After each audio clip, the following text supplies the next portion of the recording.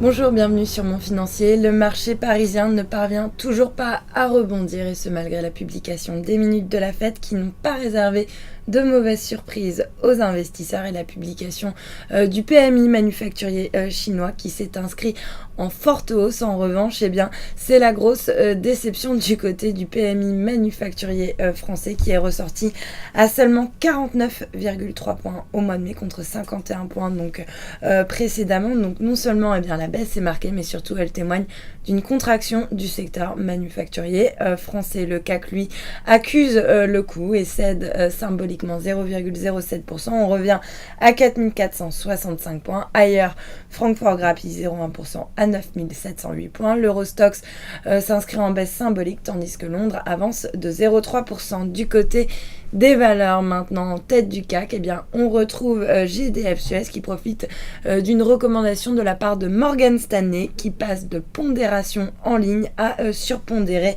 le marché. Le titre du coup signe la meilleure performance de l'indice. À l'inverse, EDF est lanterne rouge du CAC. Le titre lui pâtit également d'une recommandation d'analyse, celle encore une fois de Morgan Stanley qui passe de surpondéré à pondération en ligne sur le dossier. Et puis on notera également que le secteur automobile lui continue de reprendre de la hauteur, un secteur qui reste très bien orienté avec la plupart des constructeurs et équipementiers dans le haut du palmarès. POM figure en tête du SBF 120 alors que Plastic Omnium, donc sa division automobile en tout cas, va lancer la construction de 2 usines aux États-Unis. Renault se distingue également dans le vert après avoir signé un accord avec le constructeur automobile malaisien, ce qui va permettre à Renault d'accroître sa présence et sa notoriété en Malaisie. Et puis parmi les plus fortes baisses, on notera celle de Orange et de ST Microelectronics, ST Micro qui est